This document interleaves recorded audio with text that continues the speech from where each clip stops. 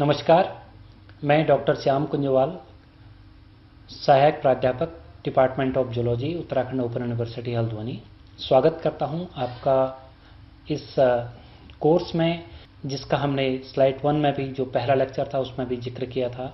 और हमारा जो टाइटल है वो sustainable aquaculture practices, innovation and management के अंतर्गत संधारणीय जलीय कृषि, उसका अभ्यास, नवाचार और प्रबंधन। तो इस टॉपिक में जो हम अगला अध्याय शुरू करेंगे, जलीय कृषि में पर्यावरणीय कारक क्या क्या हैं, इन्वायरमेंटल फैक्टर्स इन एक्वाकल्चर, ये हमारा जो सब टाइटल है इस टॉपिक में। हमने इससे पहले पूरे सस्टेनेबल एक्वाकल्चर का जिक्र किया था और आज हम जलीय कृषि में क्या क्या पर्यावरणीय कारक हैं हम उनका जिक्र करेंगे। पर्यावरणीय कारकों में जैसे हम पीएच का जिक्र करते हैं, जल की गुणवत्ता का जिक्र करते हैं और तापमान का जिक्र करते हैं, नाइट्रेट और अमोनिया का जिक्र करते हैं। क्योंकि हम एक फिश का कल्चर अगर हम तालाब में करते हैं, चाहे हम क्लोज सिस्टम में हमने जिक्र किया था, ओपन सिस्टम की हमने बात की थी, तो जैसे भी हम सिस्टम में एक्वाकल्चर हम फिश का कल्चर करते हैं तो हमें वहाँ पर उसमें जल की गुणवत्ता, जो सबसे उपयोगी चीज़ है वह है जल की गुणवत्ता। सॉल्ट वगैरह की सैलिनिटी की मात्रा कितनी है, उसमें पीएच की मात्रा कितनी है और कितनी होनी चाहिए, और इसके अलावा नाइट्रेट और अमोनिया का भी इसमें बड़ा अहम रोल होता है, उसकी मात्रा कितनी होनी चाहिए। तो आप सभी का मैं फिर से एक बार हार्दिक स्वागत करना चाहता हूं और इस व्याख्यान में, जिसका हमने विषय सतत एक्वाकल्चर प्रथाएं, उनके नवाचार और प्रबंधन के बारे में, और इस प्रस्तुति में हम जानेंगे कि जलीय कृषि में किन किन पर्यावरणीय कारकों की भूमिका होती है और जल की जो गुणवत्ता है उसको बनाए रखने के लिए कौन कौन से मापदंड हैं जो जरूरी होते हैं। आइए इस महत्वपूर्ण विषय की शुरुआत हम करते हैं। पारिस्थितिकी तंत्र और आवास। एक पूरा जलीय सिस्टम में, जलीय कृषि में, पूरे एक्वाकल्चर में विभिन्न प्रकार के जो जलीय जीव हैं, उसमें छोटे छोटे जलीय जीव होते हैं, पौधे होते हैं और सूक्ष्म जीव होते हैं। वो एक साथ एक पूरा पारिस्थितिकी तंत्र बनाते हैं, पूरा एक इकोसिस्टम बनाते हैं। और पारिस्थितिकी तंत्र का जो संतुलन है वो जलीय जीवों के स्वास्थ्य और विकास के लिए भी महत्वपूर्ण होता है। साथ ही साथ उनकी जो हैबिटेट्स की हम बात करें, आवास की जो गुणवत्ता है, जैसे कि पानी की गुणवत्ता है, गहराई है और अन्य सबस्ट्रेट हैं, प्लांट, एक्वाटिक प्लांट हैं, और जलीय जीवों के लिए ये महत्वपूर्ण होते हैं। साथ ही साथ हम जिक्र करेंगे जलीय जीवों के स्वास्थ्य के बारे में और उनके विकास को बनाए रखने का भी जिक्र करेंगे, जिससे कि पूरे पारिस्थितिक तंत्र और आवास को एक संरक्षित करना उतना ही महत्वपूर्ण है। तो ये जो एक पूरा पारिस्थितिक तंत्र है, जिसके अंदर जितने भी जलीय जंतु, जीव जंतु हैं, पौधे हैं और सूक्ष्म जीव हैं, वो एक साथ एक जलीय पारिस्थितिकी जो तंत्र को बनाते हैं। हम उस पारिस्थितिकी तंत्र को भी संरक्षित करने के लिए हम उसमें बताएंगे कि क्या क्या उसमें किया जा सकता है। अब सबसे पहले हम जल की गुणवत्ता के घटकों के बारे में जानेंगे, जिसमें the role of the temperature, salinity, pH and other nitrates and ammonia, इनका हम जिक्र करेंगे। तो जल गुणवत्ता के घटकों में सबसे पहले टेम्परेचर की अगर हम बात करते हैं तो जलीय जीवों के जो स्वास्थ्य और उत्पादन में जो जल की गुणवत्ता होती है उसका बहुत सीधा प्रभाव पड़ता है।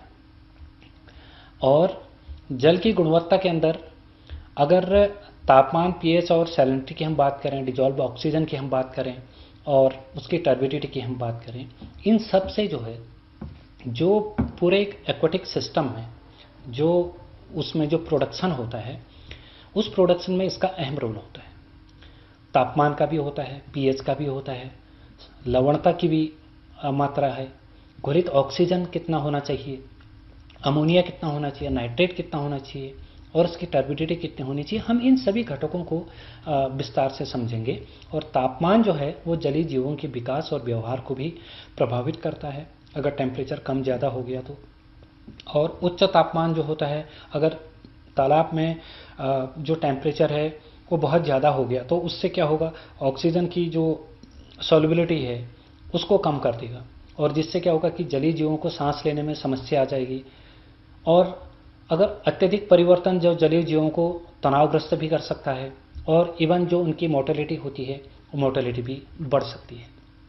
तो तापमान के अनुसार जलीय जीवों का जो अनुकूलन है वो अलग अलग होता है, इसलिए विभिन्न तापमानों पर विभिन्न जीवों की जो खेती है वो की जा सकती है। तो टेम्परेचर जो है वो बहुत इफेक्ट करता है। अगर टेम्परेचर सही नहीं है, बहुत ज़्यादा टेम्परेचर हो गया तो ऑक्सीजन उसमें जो डिजॉल्व है वो नहीं हो पाएगा। अगर ऑक्सीजन डिजॉल्व नहीं हो पाएगा, डिजॉल्व ऑक्सीजन की मात्रा कम हो गई तो जो जलीय जीव होंगे उनमें जो सांस लेने की समस्या या जिससे उनको और परेशानियां, तनावग्रस्त हो जाएगा। तो उससे क्या होगा कि अगर तापमान बहुत ज़्यादा फ्लक्चुएट कर रहा है तो उनमें मोर्टेलिटी आने की संभावना बढ़ सकती है। ये हम कैसे एग्जामिनेशन करते हैं वाटर टेम्परेचर का एक्वाकल्चर में, ये टेम्परेचर जैसे एक थर्मामीटर भी होता है और कितना टेम्परेचर उसमें होना चाहिए, हम इसमें जो है इसकी सहायता से देखते हैं। और एक डायग्राम हमने इसमें दे रखा है कि कैसे जो है किस लेवल पर जो है पानी का जो तापमान है वो कैसे बढ़ता है, किस लेवल पर कम होता है, किस लेवल पर ज़्यादा होता है। ये एक जो वाटर का जो टेम्परेचर है, हम ये टेम्परेचर की अभी हम जिक्र कर रहे थे, तो इसमें हमने कुछ पैरामीटर्स दे रखे हैं, जैसे सैलिनिटी कितनी होनी चाहिए, पीएच कितना होना चाहिए, डिजॉल्व ऑक्सीजन कितना होना चाहिए, एल्कलिनिटी कितनी होनी चाहिए, हार्डनेस कितनी होनी चाहिए, और इसके अलावा अमोनिया, टोटल अमोनिया कितना होना चाहिए। तो जैसे सैलिनिटी लिख रखा है 10 to 25 पीपीटी, ये डेली जो फ्लक्चुएशन है। तो इसके अतिरिक्त डिजॉल्व ऑक्सीजन दे रखा है, dissolve oxygen not less than 4 ppm and not less than 4 ppm। Alkalinity है 120 ppm, और इससे ये कम नहीं होनी है, और 200 ppm से ये ज़्यादा नहीं होनी चाहिए। और इसके अतिरिक्त जैसे टोटल अमोनिया है 1.0 ppm, more toxic, high pH and high temperature, ऐसी कंडीशंस में। तो तापमान जिसका हम जिक्र कर रहे थे उसकी क्या भूमिका है और उसका क्या महत्व है। तापमान एक महत्वपूर्ण भौतिक पैरामीटर होता है जो मछलियों की वृद्धि, भोजन ग्रहण करने की जो क्षमता होती है और जो प्रजनन को प्रभावित कर सकता है। और अलग अलग प्रजातियों के लिए जो तापमान होता है वो उसकी जो सीमाएं होती हैं वो थोड़ा सा अलग अलग होती हैं। जैसे उदाहरण के लिए हमने ट्राउट का हम देखते हैं, ट्राउट कल्चर करते हैं तो उसमें 12 से 18 डिग्री सेंटीग्रेड जो है उसका टेम्परेचर होना चाहिए। और जबकि अगर हम तिलापिया वगैरह का कल्चर कर रहे हैं तो ऐसी प्रजातियों के लिए जो है 25 से 30 डिग्री तक का उसका तापमान होना चाहिए। और यदि तापमान सामान्य सीमा से अगर बाहर चला जाएगा तो मछलियों को उसमें एक तनावग्रस्त की स्थिति भी आएगी और उनकी जो रोग प्रतिरोधक क्षमता है वो भी इसमें घट सकती है। तो एक तापमान जो है वो बहुत ही महत्वपूर्ण रोल अदा करता है फिश कल्चर में, कि कितना टेम्परेचर उसमें होना चाहिए वो हमें मेजरमेंट टाइम टू टाइम करना पड़ता है। यदि हम पैरामीटर्स में इन चीज़ों को नहीं लेंगे तो उससे हमारा क्या होगा कि जो फिश की जो ग्रोथ है वो ग्रोथ भी रुक जाती है, और साथ ही साथ क्या होता है कि जो उनमें मोर्टेलिटी होती है वो भी चलते रहती है। फिर उसमें ज़्यादा मात्रा में हमारी जो मछलियाँ हैं वो मरना शुरू कर देंगी। जो हमारा कल्चर है वो एक सक्सेसफुल नहीं हो पाएगा, जिसको हम एक प्रॉपर तरीके से उनका हम कल्चर नहीं कर सकते हैं, जो सस्टेनेबल कल्चर नहीं कहलाएगा। तो ये चीज़ें हमारे लिए बहुत आवश्यक हैं और तापमान सबसे महत्वपूर्ण भूमिका निभाता है इसमें। अच्छा, अगली बात जो हम इसमें बताना चाह रहे हैं वो है तापमान में जो परिवर्तन होता है उस परिवर्तन के क्या क्या प्रभाव हैं और कैसे उस पर हम नियंत्रण कर सकते हैं।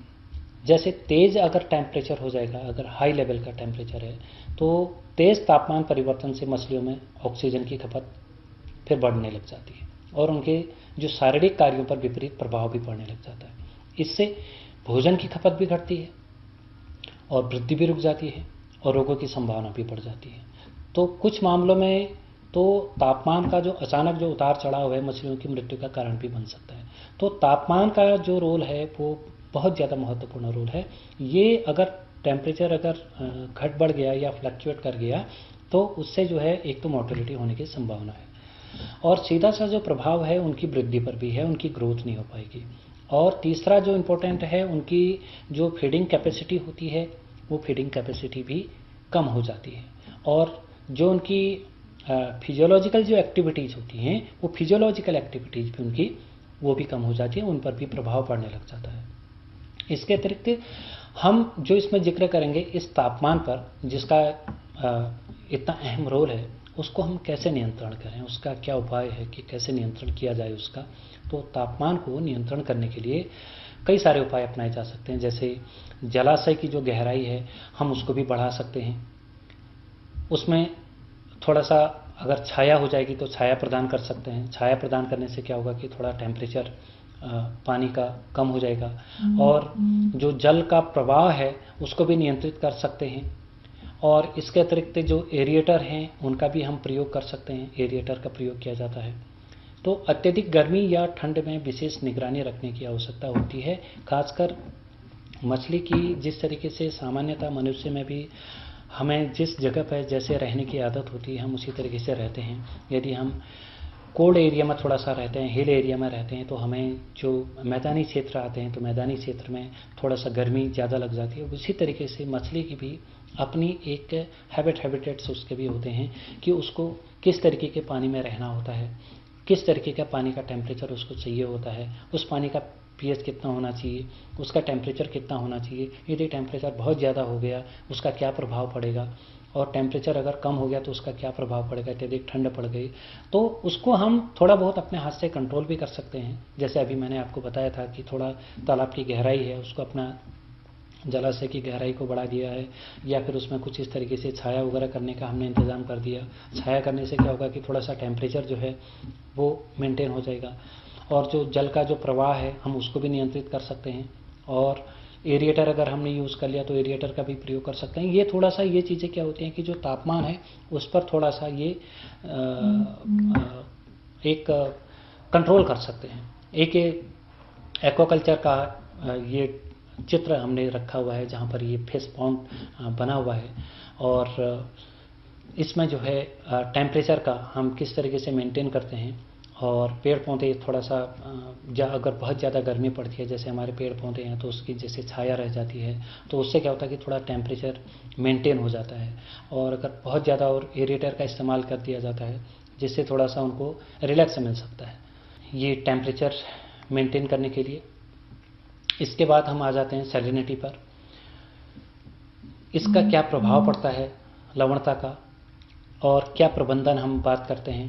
तो इस स्लाइड में हम जिक्र करेंगे सैलिनिटी की, उसके क्या प्रभाव हैं, क्या प्रबंधन है।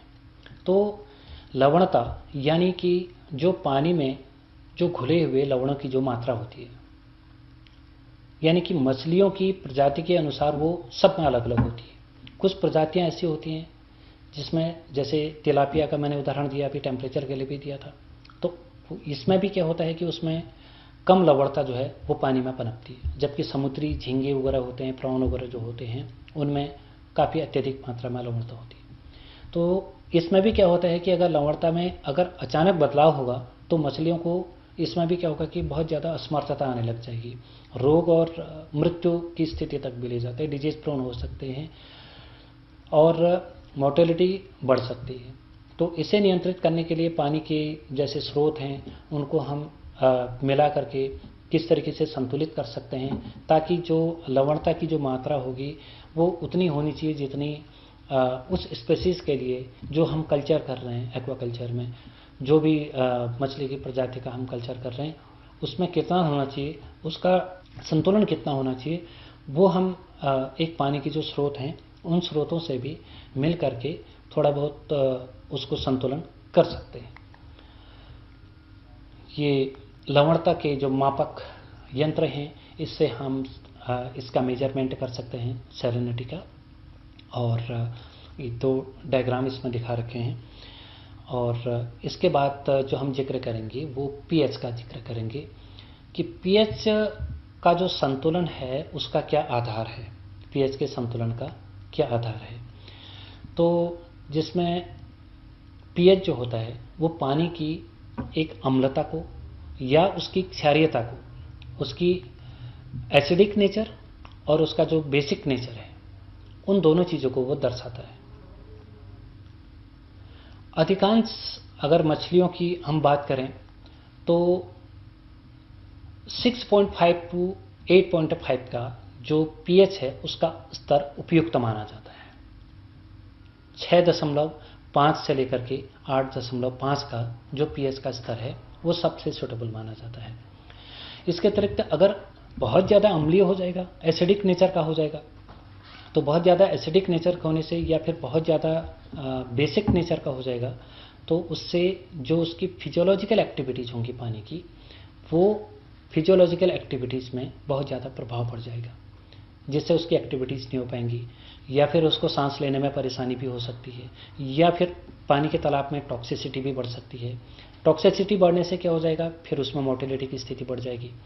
तो पीएच में जो उसका बैलेंस है, उसको जो संतुलित हम कैसे करना है वो हमें मेजरमेंट से करना पड़ेगा। यदि पीएच में अगर ज़्यादा बैलेंस बिगड़ जाएगा यानी कि असंतुलन ज़्यादा हो जाएगा तो उससे क्या होगा, उसकी जो फिश की जो स्किन होती है और जो उनकी जो गिल स्लिट्स होते हैं जिनको गलफड़े बोलते हैं, और इसके अतिरिक्त जो इंटरनल ऑर्गन्स होते हैं उन पर भी बुरा प्रभाव पड़ जाता है, जिससे मछली में जो ग्रोथ होती है वो फिर से रुकने लग जाती है। तो पीएच जो है एक दूसरा महत्वपूर्ण जो हमारा मेजरमेंट है, बहुत प्रभाव जिसके असंतुलन होने से मछली पर पड़ सकता है वो है पीएच का। तो ये जो अगली स्लाइड हमारी है ये पीएच में मेजरमेंट हम कैसे करते हैं। ये स्ट्रिप पहले चित्र में हमने दिखा रखी है, गोल स्ट्रिप वाला जो पीएच का मेजरमेंट हम करते हैं। एक ये नई मशीन है जो पीएच का मेजरमेंट जिसमें हम करते हैं। इसमें क्या होता है कि जो ये पीएच मेजरमेंट दे रखा है इसमें अलग अलग कलर में शो होता है और इसके अंदर जो स्ट्रिप होती है उस स्ट्रिप में हम क्या करते हैं कि जैसे हमने मेजरमेंट करना है, हमने एक सैंपल वाटर लिया और सैंपल अपने जो पानी के तालाब का, उस सैंपल वाटर को हम लेंगे तो वाटर सैंपलिंग होगी। उसमें वाटर सैंपलिंग करने से क्या होगा कि जैसे हमने सैंपल लिया उसमें एक स्ट्रिप को हमने थोड़ी देर के लिए डिप किया और उसके बाद हमने उसको थोड़ी देर हवा में सूखने दिया। तो उससे क्या होगा कि जो उसका जो कलर है, उस स्ट्रिप का जो कलर होता है वो बिल्कुल जो 5-10 मिनट के बाद उसको देखेंगे इस स्ट्रिप में किसी न किसी एक कलर से वो मैच करने लगेगा। जो इस पीएच के जो स्ट्रिप में दिख रहे हैं कलर, तो इसमें मैच करने लग जाएगा। तो उससे हम एक अनुमान लगा सकते हैं कि एग्जैक्टली इसका जो पीएच है एटलीस्ट पॉइंट पर अगर नहीं भी आ सकता है, एक नॉर्मल रेंज में 1 2 3 4 5 6 7 8 9 10 11 12 13 14 जो एक रेंज दे रखी है कि कहाँ तक इसका पीएच है, यानी कि 0 1 2 3 4 5 कहाँ 4 तक है या 5 6 7 में आ रहा है या 8 6 9 10 में आ रहा है या फिर उससे ज़्यादा आ रहा है, तो इससे हम पता कर सकते हैं। और इसके साथ साथ एक डिजिटल हमने इसमें मीटर दिखा रखा है जो पीएच को संतुलित करता है। तो पीएच को संतुलित करने के लिए जो हमारे उपाय हैं वो जल के स्रोतों की हमें नियमित जांच करनी पड़ती है, जिसमें चूने का प्रयोग हम कर सकते हैं। ऑर्गेनिक पदार्थों की मात्रा का नियंत्रण उसमें आवश्यक होता है और पीएच बहुत अगर कम हो गया हो तो ऐसी स्थिति में जो है हम चूने का जो पानी है हम उसका यूज़ कर सकते हैं, जिससे क्या होगा कि उसकी जो मात्रा है पीएच की वो थोड़ा सा बैलेंस हो जाएगी। इसके बाद जो सबसे इम्पोर्टेंट पॉइंट इसमें और आता है वो आता है घुलित ऑक्सीजन, जो एक एक्वाकल्चर के लिए सबसे महत्वपूर्ण बात है। डिजॉल्व ऑक्सीजन जो फिश की जीवन रेखा के रूप में जानी जाती है। ये घुलित ऑक्सीजन क्या चीज़ है, यानी कि पानी के तालाब में जो ऑक्सीजन डिजॉल्व होती है उस मात्रा को हम एक डिजॉल्व ऑक्सीजन की मात्रा के रूप में जान रहे हैं। तो मछलियों की सांस लेने के लिए यानी कि जो उनका रेस्पिरेटरी सिस्टम होगा उसके लिए सबसे इंपॉर्टेंट चीज़ है डिजॉल्व ऑक्सीजन, जिसका जो सामान्यतः अगर हम उसकी रीडिंग देखें 5 मिलीग्राम प्रति लीटर से अधिक ऑक्सीजन का जो स्तर है वही अच्छा माना जाता है। अगर उससे कम हो जाएगा डिजॉल्व ऑक्सीजन की मात्रा तो उसमें क्या होगा कि मछलियों को भी घबराहट सी आने लगेगी। उनकी जो सतह ऊपर सरफेस पर आप देखेंगे तो मछलियां फड़फड़ाते हुए ऊपर सतह में आने लग जाएंगी और उनकी मोर्टेलिटी की स्थिति भी बन सकती है। तो अगर हमें फिश पॉन्ड हमारे पास है, सामान्यतः आप उसमें देखना चाहें कि डिजॉल्व ऑक्सीजन की मात्रा कितनी है या कितनी कम है या कितनी ज़्यादा है, तो ऐसे पोजीशन पर जो है हम ये पहचान सकते हैं, हम ये देख सकते हैं कि जो मछलियां हैं वो पानी के तालाब में ऊपर की तरफ कूदना शुरू कर देती है, जो ऊपरी सतह है ऊपर की तरफ आना शुरू कर देते हैं। उससे हमें अंदाज़ा लगा सकते हैं कि इस पानी के तालाब में जो है थोड़ा सा ऑक्सीजन की मात्रा कम हो रही है, यानी कि डिजॉल्व ऑक्सीजन की मात्रा कम हो रही है। जिस तरीके से हम लोगों को भी होता है, सामान्यतः एक ऐसी स्थिति में हम कभी कभार आ जाते हैं कि जहाँ पर हमें सांस लेने में थोड़ा दिक्कत आने लग जाती है।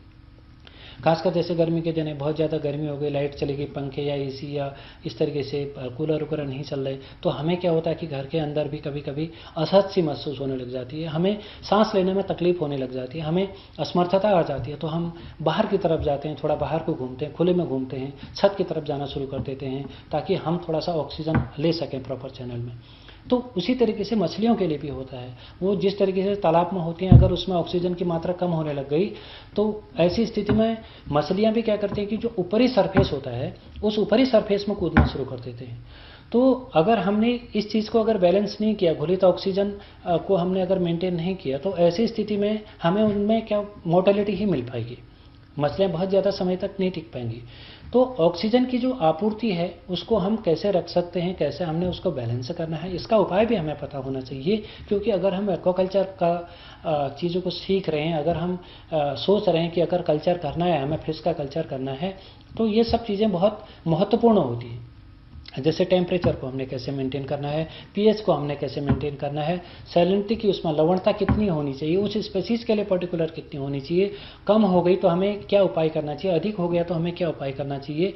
उसी प्रकार से एक डिजॉल्व ऑक्सीजन सबसे इंपॉर्टेंट पैरामीटर होता है वाटर पैरामीटर्स में, तो कैसे ऑक्सीजन की मात्रा, कैसे उसकी उपाय करनी चाहिए, कैसे अगर ज़्यादा हो गया तो उसको कम करना है, तो इसके आपूर्ति के क्या उपाय हैं, ये भी हमें ज्ञान होना चाहिए। तो ऑक्सीजन की जो आपूर्ति है उसके लिए हमारे पास सबसे पहले आपने एरिएटर वगैरह होते हैं, छोटे से एक एक्वेरियम में भी हम क्या कहते हैं कि एरिएटर का इस्तेमाल करते हैं। उससे क्या होगा कि एरिएटर के रहने से जो ऑक्सीजन है उसकी बैलेंस बना रहेगा, उसकी मात्रा बने रहेगी। वाटरफॉल सिस्टम अगर हमारे पास है, फव्वारे वाला सिस्टम है, तो फव्वारे वाला सिस्टम में क्या होगा, फव्वारे वाले सिस्टम में जो पानी की जो ऑक्सीजन की मात्रा होगी वो थोड़ा सा बैलेंस हो जाएगी, उसकी आपूर्ति हो जाएगी अगर ऑक्सीजन की मात्रा कम हो रही थी। और पानी की सतह पर जो हलचल बनाए रखना वो बहुत ज़्यादा उपयोगी होता है, जिस तरीके से हम पानी को मूवमेंट देते रहते हैं। तो उससे क्या होगा कि ऊपरी सरफेस में अगर मूवमेंट हमने कर दिया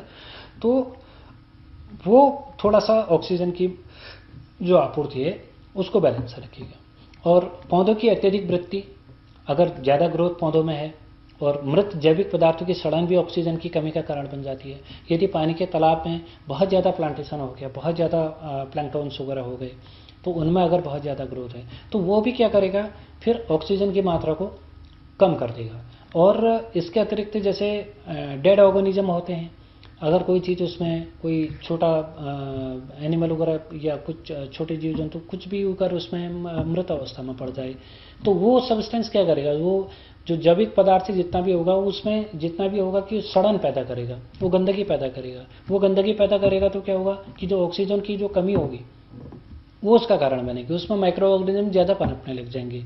तो जो ऑक्सीजन होगी उसको सारा जो है वो माइक्रो ऑर्गेनिज्म जितने भी होते हैं वो उसका यूटिलाइज करने लग जाएंगे। वो करेंगे तो फिर हमारे फिश के लिए जो है उसी प्रकार से ऑक्सीजन की मात्रा कम होने लग जाती है। तो ये एक घुलित ऑक्सीजन है जो सबसे महत्वपूर्ण, मैंने आपको बताया कि सबसे महत्वपूर्ण अगर है तो घुलित ऑक्सीजन है, जो एक जीवन रेखा के रूप में फिश के लिए कार्य करता है। ये हमारे पास पैरामीटर, चाहे डिजिटल पैरामीटर, जैसे मैंने आपको अभी पीएच के लिए भी बताया था, जैसे टेम्परेचर के लिए भी बताया था, वैसे घुलित ऑक्सीजन का भी अलग से भी आता है कि जिसमें हम डिजॉल्व ऑक्सीजन जो मीटर होता है, तो डियोमीटर इसको हम कहते हैं, कि हम कैसे डियोमीटर इसमें देखते हैं और कैसे जो है ऑक्सीजन का हम मेजरमेंट करते हैं फिश में, पॉन्ड में या कहीं पर नदी नालों में, गड्ढेरों में, जहाँ पर भी हमें आवश्यकता पड़ती है तो हम इससे मेजरमेंट कर सकते हैं उस एरिया का कि यहाँ पर कितना है। अच्छा, इसके अतिरिक्त जो है जो इम्पोर्टेंट चीज़ है वो है अमोनिया। अमोनिया एक अदृश्य विष के समान होता है, क्योंकि अमोनिया जो है वो मछलियों के लिए उत्सर्जन और बचे हुए भोजन से बनता है। साथ ही साथ में मछलियों के लिए अत्यधिक विषाला भी होता है, उतने टॉक्सिक भी पैदा करता है। तो इसका जो है अब जब हम मेजरमेंट करते हैं तो हमारे तालाब में जो है 0.02 मिलीग्राम प्रति लीटर से अधिक अमोनिया हानिकारक होती है, यानी कि इस रेंज तक या इससे कम ही उसमें लेवल होना चाहिए अमोनिया का।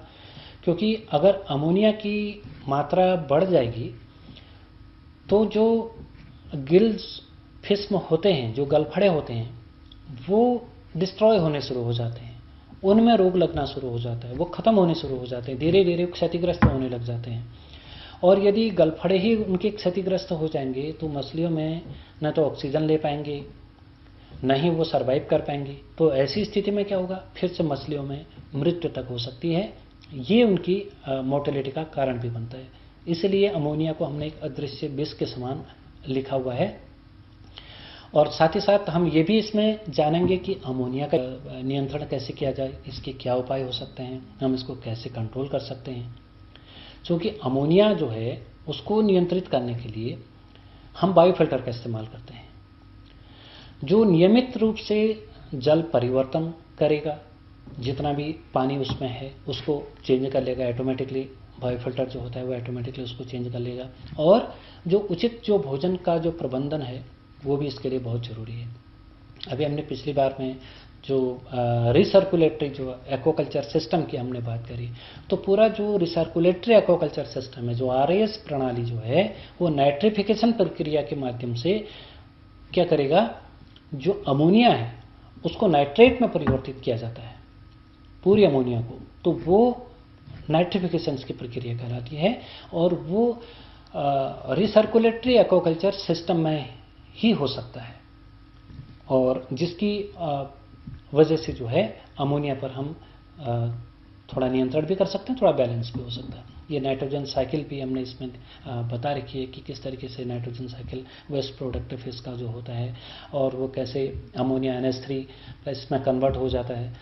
देन ये कुछ इसमें डायग्रामेटिक हमने जो दिखा रखा है वो एक पीएच स्टेप भी दिखा रखी है, और अमोनिया का हम मेजरमेंट कैसे कर सकते हैं उसका एक किट भी दिखा रखा है।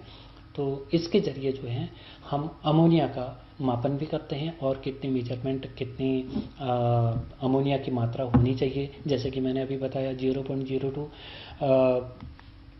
मिलीग्राम से अधिक की जो मात्रा होती है वो नहीं होनी चाहिए, क्योंकि उससे क्या होगा कि अमोनिया में जो है फिर से मोर्टेलिटी होना शुरू कर देगा। तो जितनी ज़्यादा मोर्टेलिटी होगी फिर उतना हमारा कल्चर सक्सेसफुल नहीं हो पाएगा। तो 0.02 मिलीग्राम प्रति लीटर से अधिक जो अमोनिया होगी वो टॉक्सिक हो सकती है। ये हमने अभी पिछली स्लाइड में जिक्र भी किया था। इसके अतिरिक्त नाइट्रेट अपेक्षाकृत सुरक्षित है, लेकिन इसकी भी एक मात्रा सीमित होनी चाहिए। अमोनिया की तरह तो नहीं है, लेकिन कुछ सीमित एक दायरा नाइट्रेट का भी होना चाहिए। हालांकि सुरक्षित है लेकिन सीमित दायरे में होना चाहिए, क्योंकि नाइट्रेट अमोनिया और नाइट्राइट की तुलना में, नाइट्रेट जो है अमोनिया और नाइट्राइट की तुलना में कम विषैला होता है। कहने का तात्पर्य हमारा ये है कि जितना टॉक्सिक अमोनिया होता है, जितना नाइट्राइट होता है, उसकी तुलना में नाइट्रेट की मात्रा थोड़ा सा कम टॉक्सिक होती है।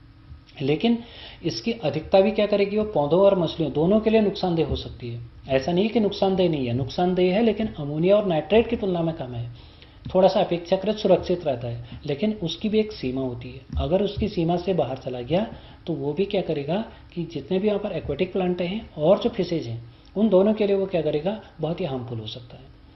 क्योंकि इसका जो लगभग 25 से 50 मिलीग्राम प्रति लीटर की सीमा तक जो नाइट्रेट होता है उसको सुरक्षित माना जाता है। यदि 25 से 50 की सीमा से अगर ऊपर चला गया तो नाइट्रेट भी ऐसी स्थिति में क्या करेगा, नुकसान ही पैदा करेगा। और जहाँ तक हम बात करें नाइट्रेट को हम कैसे नियंत्रण में कर सकते हैं, इसको क्या उपाय हैं सुरक्षित रखने के, या कैसे बैलेंस कर सकते हैं। तो नाइट्रेट को अगर कम करने के लिए, अगर हमें थोड़ा सा कम करना है, अगर ज़्यादा इसकी, जैसे हमने कहा कि 25 से 50 मिलीग्राम प्रति लीटर की सीमा है, अगर उससे ज़्यादा चला गया तो ऐसी स्थिति में हम नाइट्रेट को कम करने के लिए जल को परिवर्तन कर सकते हैं। थोड़ा सा जल परिवर्तन क्या होता है कि अगर हम पानी का बदलाव करेंगे तो पानी का जो बदलाव होगा वो चाहे वो पीएच का बैलेंस हो, चाहे वो टेम्परेचर का हो, या फिर आप कहें कि डिजॉल्व ऑक्सीजन का हो, तो जितनी भी चीज़ें हमने जो वाटर पैरामीटर्स में पढ़ी हैं उन सभी की मात्राओं को कम या ज़्यादा करने में सबसे ज़्यादा सहायक होता है उस स्थान पर या उस तालाब में या उस जलाशय में जल का परिवर्तन करना। अगर हम वाटर को चेंज करते रहेंगे तो उससे क्या होगा, यानी कि वाटर चेंज करने का तात्पर्य है कि आउटलेट और इनलेट की बराबर मात्रा में कंट्रोल करना। अगर हम दोनों जगहों पर कंट्रोल रखेंगे, उसके आउटलेट में कंट्रोल रखेंगे और इनलेट में भी कंट्रोल रखेंगे, तो उससे क्या होगा कि ताज़ा स्वच्छ जो जल है वो आते रहेगा, और जो जिसमें नाइट्रेट की मात्रा ज़्यादा हो गई, या अमोनिया की जब मात्रा ज़्यादा हो गई, या नाइट्रेट की मात्रा ज़्यादा हो रही है, या फिर उसमें पीएच की मात्रा ज़्यादा हो गई है, तो उससे क्या होगा कि वो बैलेंस करना शुरू करेगा। अर्थात उस स्थान पर जो है, उस जगह पर जो है, कम से कम इतना हो सकता है कि जो मोर्टेलिटी होती है, मोर्टेलिटी होने से बच जाएगी। तो ये नाइट्रेट को थोड़ा सा नियंत्रण कर सकते हैं जल के परिवर्तन करने से। दूसरा, जो जल पौधों का जो प्रयोग है उसका डिनाइट्रिफिकेशन की जो तकनीकें हैं वो भी हम अपना सकते हैं। जितने भी डिनाइट्रिफिकेशन टेक्निक्स हैं, हम अगर उसका भी उपयोग करेंगे तो उससे भी नाइट्रेट जो है वो कंट्रोल में आ सकता है। और विशेष रूप से जो एक्वापोनिक्स की जो सिस्टम होता है उसमें जो एक्वाटिक प्लांट होते हैं या फिर अन्य जो पौधे होते हैं वो नाइट्रेट को क्या करते हैं, अवशोषित कर लेते हैं, और उसको एब्जॉर्ब करेंगे तो क्या होगा, उससे ऑटोमेटिकली जो नाइट्रेट है वो कंट्रोल में आ जाएगा। यदि वो बढ़ गया है तो वो कंट्रोल में, इस एक्वापोनिक्स की जो सिस्टम है, जिस तरीके से हमने आरएएस की प्रणाली पढ़ी थी, जो रिसर्कुलेटरी एक्वाकल्चर जो सिस्टम है, उसी तरीके से जैसे आरएएस का जो सिस्टम है वो भी अमोनिया और नाइट्रेट के सिस्टम को ठीक करता है, तो उसी प्रकार से एक्वापोनिक्स की जो प्रणाली होगी वो भी पौधे और नाइट्रेट को एब्जॉर्ब कर लेंगे।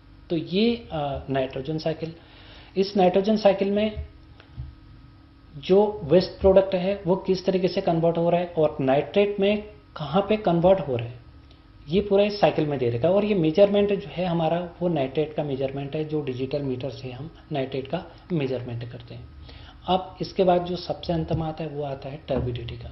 टर्बिडिटी हम घरों में भी अगर फिल्टर का भी अगर प्रयोग करते हैं तो वहाँ पर भी हम टर्बिडिटी का मेजरमेंट करते हैं, उसमें भी टर्बिडिटी मेजरमेंट होती है। तो पानी के तालाब में हो या जलाशय में हो तो वहाँ पर भी जो मैलापन रहता है पानी में, वो जितने भी धूल मिट्टी या इस तरीके की कोई गंदगी या कोई डेड ऑर्गेनिजम्स अगर पानी के अंदर है तो उससे क्या होगा, जितनी भी चीज़ें पॉन्ड के अंदर रहेंगी उससे टर्बिडिटी उतनी ही बढ़ती जाएगी। यदि ज़्यादा मात्रा में मिट्टी हो रही है, ज़्यादा मात्रा में धूल मिट्टी हो रही है, तो उससे भी क्या होगा कि पानी में गंदगी शुरू हो जाएगी। तो ये क्या करेगा, उतना ही टर्बिडिटी को बढ़ा देगा। तो प्रकाश की जो एग्जैक्टली जो लाइट है उसको इफेक्ट करता है, जिसको जो फोटोसिंथेसिस होती है और जो मछलियों का जो व्यवहार है उसको प्रभावित करता है। अगर ज़्यादा टर्बिडिटी होगी तो ऐसी स्थिति में क्या होगा कि जो फोटोसिंथेसिस की जो प्रोसेस है वो पॉन्ड में नहीं हो पाएगी, और इससे क्या होगा कि उनमें जो टर्बिडिटी है वो बढ़ने लगेगी और जो डिजीज होने के जो चांसेज हैं, जो जोखिम उग्र हो, उसमें और बढ़ सकता है। तो हम टर्बिडिटी को कैसे कंट्रोल करेंगे? अगर पानी की टर्बिडिटी को कम करने के लिए, तो अगर कम करना है, बहुत ज़्यादा मात्रा में हो रही है, तो उसमें हम तलछट प्रबंधन जिसको हम कह सकते हैं, तो तलछट वाला जो प्रबंधन होता है वो करेंगे। और फिल्ट्रेशन सिस्टम हमारे पास ऑलरेडी होता है तो फिल्ट्रेशन भी हम करेंगे। तो फिल्ट्रेशन से क्या होगा, जो सस्पेंडेड पार्टिकल्स जो होंगे, जितने भी निलंबित कण होंगे, उनको साफ करने के लिए हम रसायनों का उपयोग भी करेंगे। तो अगर फिल्ट्रेशन की प्रोसेस हमने कर दी तो फिल्ट्रेशन से तो जितने भी सस्पेंडेड पार्टिकल्स होंगे उनको साफ करने वाले जो रसायनों का उपयोग किया जाएगा, और पानी की जो स्रोत है उसकी भी हम गुणवत्ता को देखेंगे ताकि साफ पानी आना लगेगा। और आउटलेट के माध्यम से भी हम थोड़ा बहुत कर सकते हैं, ताकि आउटलेट के माध्यम से अगर जो गंदगी वाला जो पानी है थोड़ा बाहर चले जाएगा और जिसमें साफ पानी आ जाएगा वो ऊपर से फिर से साफ पानी इनलेट के माध्यम से आ जाएगा। तो उससे क्या होगा, जो टर्बिडिटी की मात्रा होगी वो भी कंट्रोल में आने लगेगी। और इसके साथ साथ भूमि के कटाव को भी नियंत्रित करना बहुत ज़्यादा आवश्यक है। यदि कच्चे तालाब हमने बना रखे हैं, कच्चे तालाबों में अधिकतर क्योंकि जो सीमेंटेड सिस्टर्न पॉन्ड टाइप के जो होते हैं, जो सीमेंटेड होते हैं, उनमें तो इसके चांसेस थोड़ा सा कम होते हैं। उसमें बाहर से जो इन्वायरमेंटली अगर हम कह सकते हैं कि हवा में इस तरीके से मिट्टी या धूल मिट्टी या उड़ के आ गई, या कोई चीज़ उड़ के उसमें गलत चीज़ चली गई, या फिर उसमें कोई डेड ऑर्गेनिज्म इस मात्रा में पहुंच गई, तब बढ़ेगा। और अगर कच्चे तालाब होंगे तो कच्चे तालाबों में क्या होगा कि उसके अगर भूमि का जो कटाव है उसको हमें कंट्रोल करना पड़ेगा, ताकि ऐसा ना हो कि उसमें स्लाइडिंग हो रही हो, एक कोने से हमने उसमें कटान कर रखी है पानी का तालाब और दूसरे कोने से फिर से स्लाइड होकर उसमें एक हिस्सा फिर से आ गया। तो ये वाला जो पार्ट होता है ये हमें अपने हाथ से इसमें कंट्रोल करना पड़ेगा, जिससे हम उसके जो टर्बिडिटी है उसको हम कंट्रोल कर सकते हैं। तो टर्बिडिटी भी एक इम्पोर्टेंट फैक्टर होता है फिश कल्चर के लिए, जिसमें हम जो जिक्र कर रहे थे अभी तक, हम टेम्परेचर का, पीएच का के साथ साथ हमने जो अमोनिया का जिक्र किया, नाइट्रेट का जिक्र किया और जो पीएच का जिक्र किया, और साथ ही साथ उसके डिजॉल्व ऑक्सीजन का भी हमने जिक्र किया। तो उसमें जो है एक टर्बिडिटी भी इंपॉर्टेंट फैक्टर होता है। तो हम कैसे, एक छोटा सा उदाहरण हमने एक फिश पॉन्ड का ले रखा है कि जिसमें हमने 4 प्रकार के बीकर रखे हुए हैं।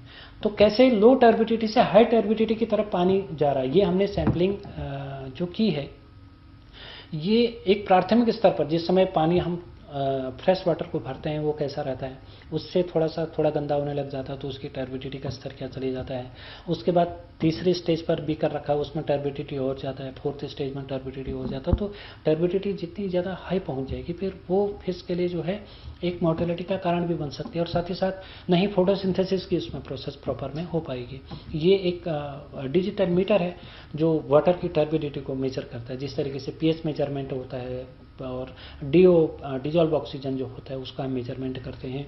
और हमने टेम्परेचर की बात करी तो जितने भी डिजिटल मीटर है उन्हीं में से एक जो है टर्बिडिटी का भी होता है, जिससे हम वाटर की टर्बिडिटी का मेजरमेंट कर सकते हैं।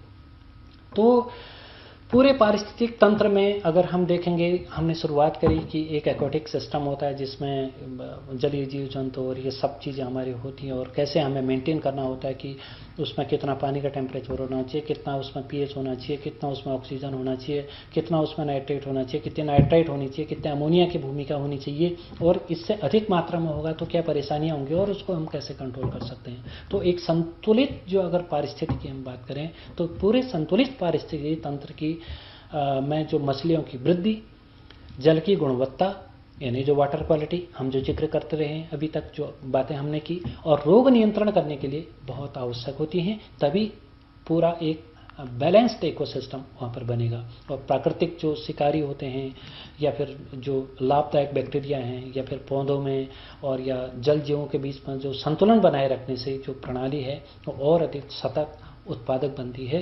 जितना हम इन चीज़ों का ध्यान रखेंगे उतना ही ज़्यादा जो है एक सस्टेनेबल जो डेवलपमेंट उसमें होना है, यानी जो सस्टेनेबल कल्चर जो होना है फिश का पूरे इकोसिस्टम में, वो तभी संभव है जब हम सारी चीज़ों को जो है बैलेंस करेंगे। और हमें ये चीज़ें बहुत आवश्यक भी हैं कि अगर हमने वाटर में कल्चर करना है फिश का, या तालाब बनाना है, जलाशय में हम कर रहे हैं, ओपन सिस्टम में हम कर रहे हैं, तो ये चीज़ें क्या होती हैं कि उस जगह के लिए बहुत आवश्यक भी होती हैं कि ताकि हम इन चीज़ों को जो है कंट्रोल कर सकें। क्योंकि बहते हुए पानी के सिस्टम में और एक क्लोज सिस्टम में जहाँ पर एक पानी रुका हुआ होता है उसको कंट्रोल करने में बहुत फर्क पड़ता है और बहुत अंतर भी होता है। क्योंकि बहते हुए पानी में जो कल्चर होता है जैसे रिवर एंड साइड में होता है तो वहाँ पर का कल्चर अलग होता है।